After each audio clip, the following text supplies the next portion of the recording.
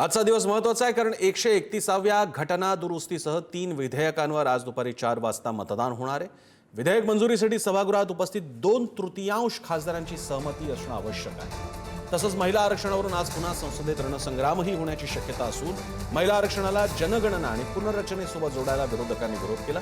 दरम्यान लोकसभेत मांडल्या जाणाऱ्या 3ही विधेयकांच्या विरोधात विरोधक मतदान करणार आहेत। बहिष्कार न टाकता विरोधात मतदान करण्याचा निर्णय दिल्लीत झालेल्या इंडिया आघाडीच्या गटनेत्यांच्या बैठकीत घेण्यात आला आहे। विरोधी पक्षनेते राहुल गांधी दुपारी 1:15 वाजता लोकसभेत महिला आरक्षण आणि सीमांकन विधेयकावर विरोधी पक्षांची भूमिका मांडणार आहेत। शिवाजी काळे दिल्लीहून आपल्यासोबत आहेत। शिवाजी, आजचा दिवस अतिशय महत्त्वाचा आहे। काल पंतप्रधान मोदींनी असा एक नॅरेटिव्ह सांगण्याचा प्रयत्न केला, तुम्ही विरोधात असाल तर महिला लक्षात ठेवणार आहेत, नुकसान तुमचं होणार आहे।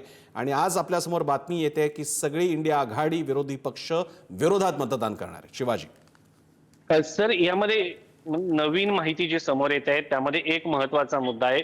2023चं जे विधेयक पास करण्यात आलं होतं त्या विधेयकाला केंद्र सरकारनं रात्री उशिरा मंजुरी दिलेली आहे। सध्या थोडक्यात जर पाहिलं गेलं तर 2023चं जे विधेयक आहे ते सध्या देशामध्ये लागू झालेलं आहे।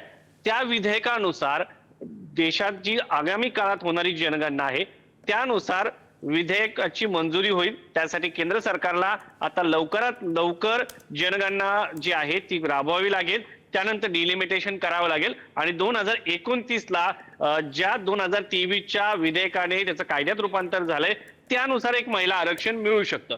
दुसरा मुद्दा आहे, जे नव्यानं आरक्षणाचं जे विधेयक सध्या सभागृहात आणण्यात आलेलं आहे त्याला जर आज मंजुरी मिळाली तर हे विधेयक पुढे लागू असेल। त्याच्यामध्ये 2011च्या जनगणनेनुसार हे विधेयक लागू असणार आहे। त्याच्यामध्ये राज्यामध्ये जे सांगितलं जातंय ओरली, कारण हे जे विधेयक आणलं त्या विधेयकामध्ये उल्लेख नाही की राज्यातील लोकसभेच्या सदस्य संख्या 50% वाढवण्यात येईल, मात्र अमित शहा यांनी सांगितलेलं आहे। आता आजचं जे विधेयक जर आहे विरोधकांनी विरोध केल्यामुळे जर ते मंजूर झालं नाही तर 2023चं जे विधेयक आहे ते मंजूर झालेलं आहे आणि सध्या देशामध्ये महिला आरक्षण विधेयक जे आहे ते लागू झालेलं आहे। मात्र यासाठी जनगणनेची अट महत्वाची आहे आणि जनगणना वेळेत जर पूर्ण झाली तर 2029ला परिसीमन होऊन आगामी काळात होणाऱ्या ज्या लोकसभा निवडणुका आहे त्यामध्ये हे विधेयक जे असेल ते लागू असेल। मात्र जर 2029 पर्यंत जनगणना आणि परिसीमन पूर्ण झालं नाही तर 2034ला 33% महिला आरक्षण मिळणार आहे। आता याचं सगळं खापर जे आहे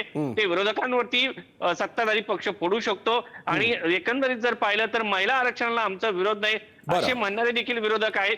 ते हे अधिवेशनामध्ये आपल्याला बघावं लागेल शिवाजी, याला आता विरोधक कशा प्रकारे प्रतिसाद देत आहेत आणि मतदान प्रत्यक्ष कसं पार पडणार आहे।